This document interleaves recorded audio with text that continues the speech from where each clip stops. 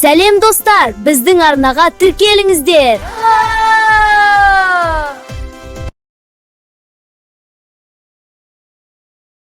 Ертеде жер ана екі сұлу қыз дүниеге әкелді.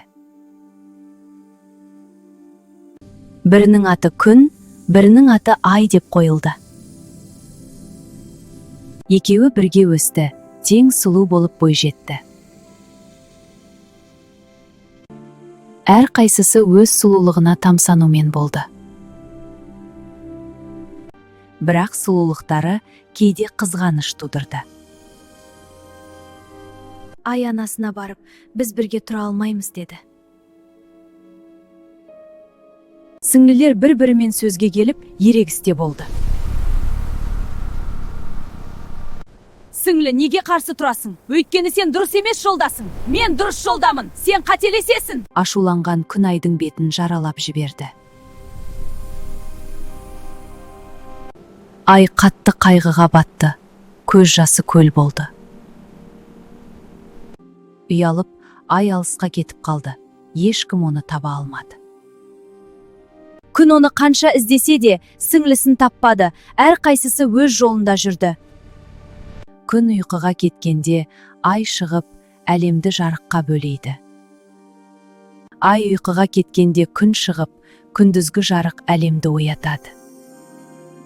Біз де туған бауырларымызға қамқор болмасақ, кейін арамыз бөлініп кетуі мүмкін. Арыстан мен түлкі ертегісі.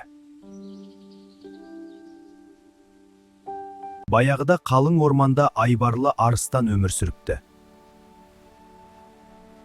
Ол өзін орманның жалғыз патшасымын деп санап, барлық жануарға үстемдік жүргізеді екен. Енді сені жеймін. О, үлкен мырза, мен аңдардың патшасымын. Жоқ, патша менмін! Сенбесең, орманды бірге аралайық. Жарайды, түлкі, сенімдімін. Керемет, алға! Иә, жүрейік. Екеуі орман ішіне қарай жол тартты.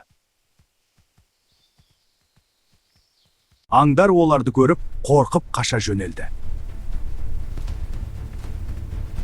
Арыстан түлкіден қорқып жатыр деп ойлады. Ол қорқып қаша жөнелді. Айла кейде күштен де үстем болады.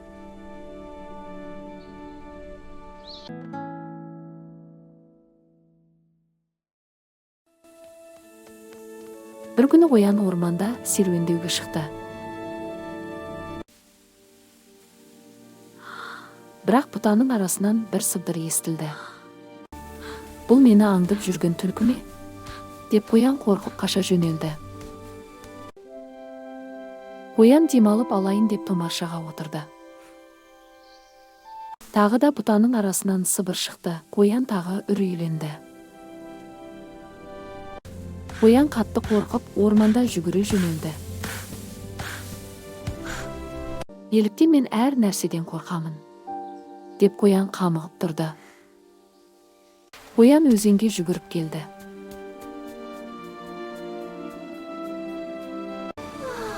Сол кезде бақа жағада отыр екен. Қоянды көре сала, бақа суға секіріп кетті. Қоян тоқтап, менен де қорқатындар бар екен ғой, деп қуанып қалды. Бұл ертегі қорқыныш пен батылдық туралы. Қорқып қалу табиғи, бірақ өзіңе сеніп батыл болсаң, қиындықтарды жеңе аласың.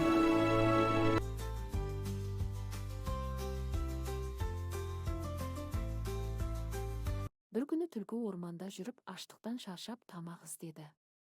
Сол кезде ол әдемі аққуды көл жағасында көрді. Аққу қанаттарын жайып, суға әдемі шағылысып тұрды, ал түлкі оны қызықтай қарап қалды. Түлкі аққуға мейірлі сөйлеп, оны үйіне шақырды. Аққу кішкене қорқып тұрды, бірақ түлкінің мейірімділігіне сеніп, оның үйіне баруға келісті. Үйде олар дастархан басына отырды.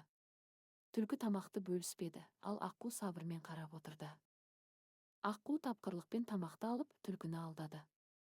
Түлкі ренжіп ойланып отырды, ал аққу әділдікпен өз ойымен әрекет етті.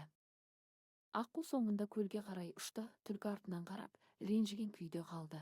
Бұл оқиға бізге ақыл парасат пен тапқырлық, сенім мен сабырдың өз жолында дұрыс сақтау сияқты маңызды қасиеттерді үйретеді. Аққу кішкентай болса да дұрыс шешім қабылдап, әділдік пен батылдық көрсетті. Ал түлкі өз эмоциясын сезсе де, аққуға еш кедергі жасай алмады. Сау болыңдар балалар. Келесі кездескенше.